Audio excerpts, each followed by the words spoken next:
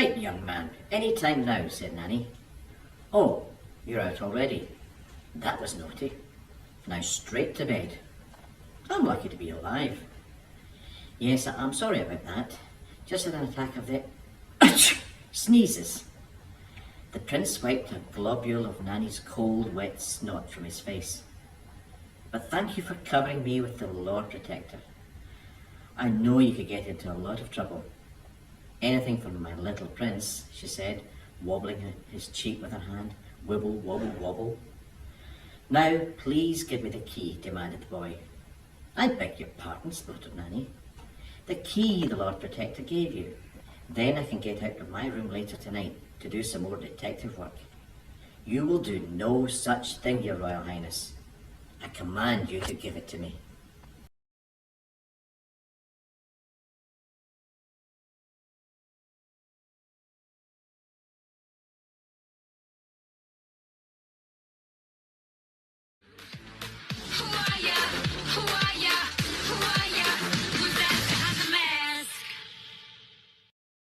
Treacle was a donkey with a coat of golden brown, and he lived beside a river on a farm just out of town. A little boy called Flinny was Treacle's closest friend, and he loved to go and ride on him for many hours on end. Now the funny thing with Treacle, which perplexed poor Farmer Jack, was he never let the farmer take the saddle off his back. When Flynn went down to see him, Farmer Jack would always say, "I wish that he would let us take that saddle off one day. There's something strange about it, you can see it in his eyes." Then something funny happened which took Flinny by surprise.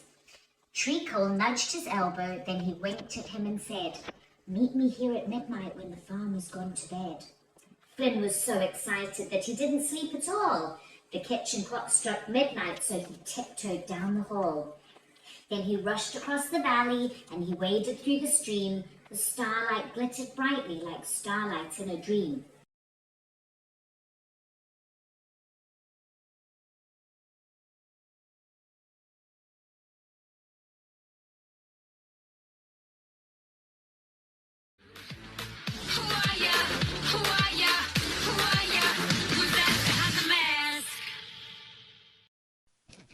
When all the others were away at mass, I was all hers as we peeled potatoes. They broke the silence, let fall one by one, like solder weeping off the soldering iron. Cold comfort set between us, things to share, gleaming in a bucket of clean water. And again let fall. Little pleasant splashes from each other's work would bring us to our senses. So while the parish priest at her bedside went hammer and tongs at the prayers for the dying, and some were responding and some crying, I remembered her head, bent towards my head, her breath in mine, our fluent, dipping knives, never closer the whole rest of our lives.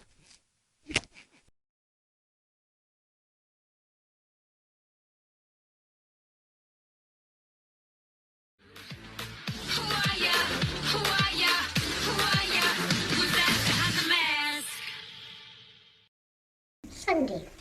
The worst part of having someone tell you about their holiday is trying to pretend you're happy for them, because no one wants to hear about all the fun they didn't have.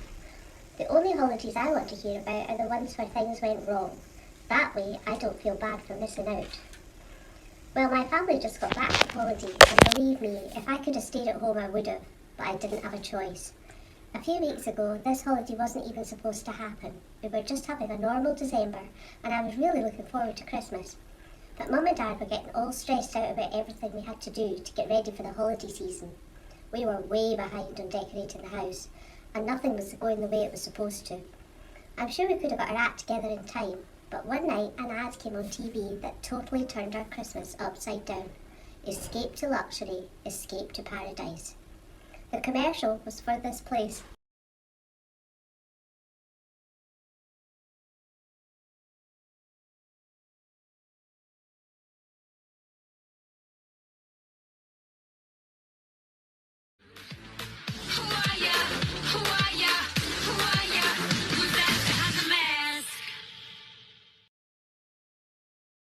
Mr. and Mrs. Dursley of number 4 Privet Drive were proud to say that they were perfectly normal, thank you very much.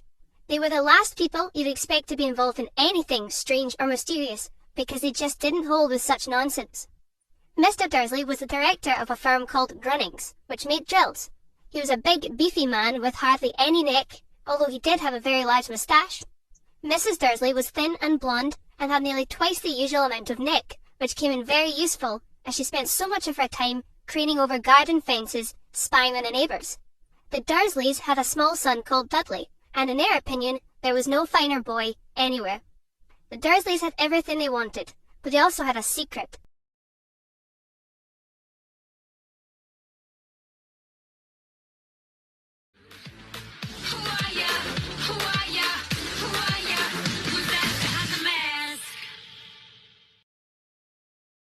Mr. Jones of the Manor Farm had locked the hen houses for the night, but was too drunk to remember to shut the potholes. With the ring of light from his lantern dancing from side to side, he lurched across the yard, kicked off his boots at the back door, drew himself a glass of beer from the barrel in the scullery, and made his way up to bed, where Mrs. Jones was already snoring. As soon as the light in the bedroom went out, there was a stirring and a fluttering all through the farm buildings. Word had gone round during the day that old Major, the prize middle white boar, had had a strange dream on the previous night and wished to communicate it to the other animals. It had been agreed that they should all meet in the big barn as soon as Mr. Jones was safely out the way. Old Major, so he had always been called, though the name under which he had been exhibited was Willingdon Beauty, was so highly regarded in the farm that everyone was quite ready to lose an hour's sleep in order to hear what he had to say.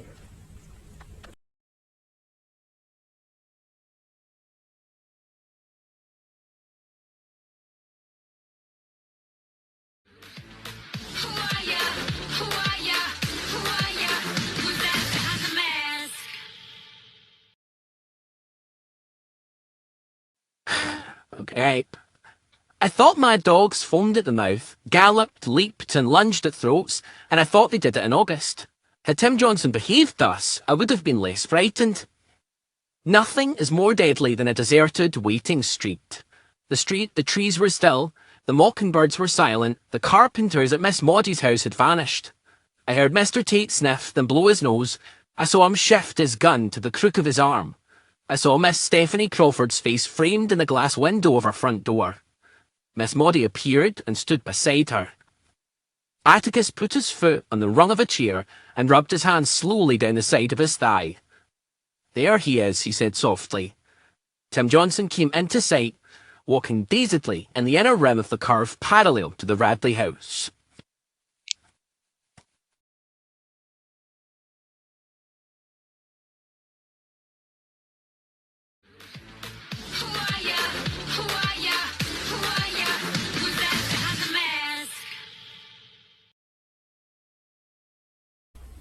It's a funny thing about mothers and fathers. Even when their own child is the most disgusting little blister you could ever imagine, they still think that he or she is wonderful. Some parents go further. They become so blinded by adoration, they manage to convince themselves their child has qualities of genius. Well, there is nothing very wrong with all this. It's the way of the world. It is only when the parents begin telling us about the brilliance of their own revolting offspring that we start shouting, "Bring us a basin, we're going to be sick." School teachers suffer a good deal from having to listen to this sort of twaddle from proud parents, but they usually get their own back when the time comes to write the end of term reports. If I were a teacher, I would cook up some real scorchers for the children of doting parents.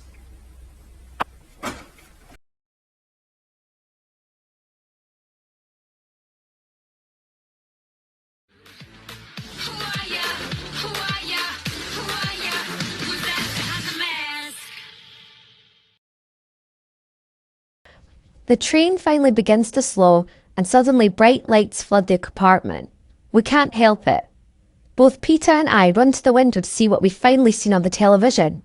The capital. The ruling city of Panem. The cameras haven't lied about its grandeur. If anything, they have not quite captured the magnificence of the glistening buildings in a rainbow of hues that tower into the air, the shiny cars that roll down the wide, paved streets, The oddly dressed people with bizarre hair and painted face who have never missed a meal. All the colours seemed artificial. The pinks too deep, the greens too bright, the yellows painful to the eyes, like the flat, round discs of hard candy we can never afford to buy at the tiny sweet shop in District 12. The people begin to point at us eagerly as they recognise a tribute train rolling into the city. I step away from the window, sickened by their excitement, knowing they can't wait to watch us die. But Peter holds his ground, actually waving and smiling at the gawking crowd. He only stops when the train pulls into the station, blocking us from their view.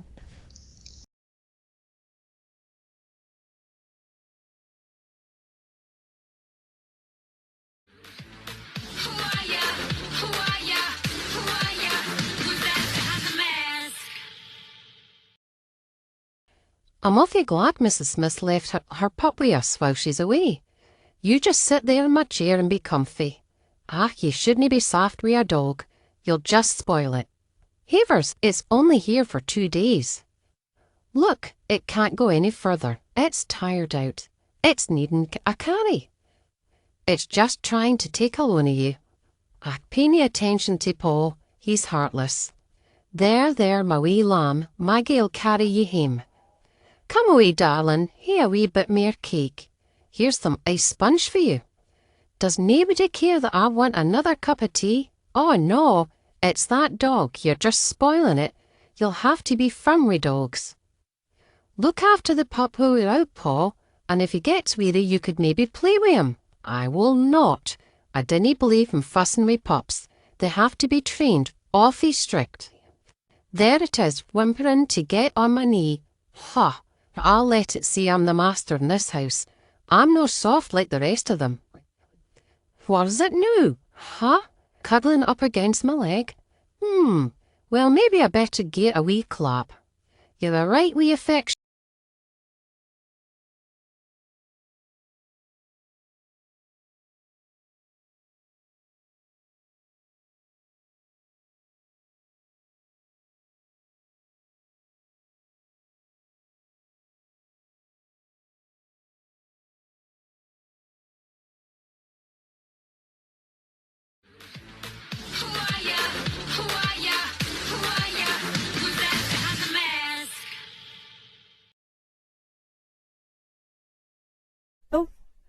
Which is the biggest creepy crawly? The Indonesian giant stick insect is the longest creepy crawly in the world. At 33 centimeters long, it would only just fit inside the open pages of this book.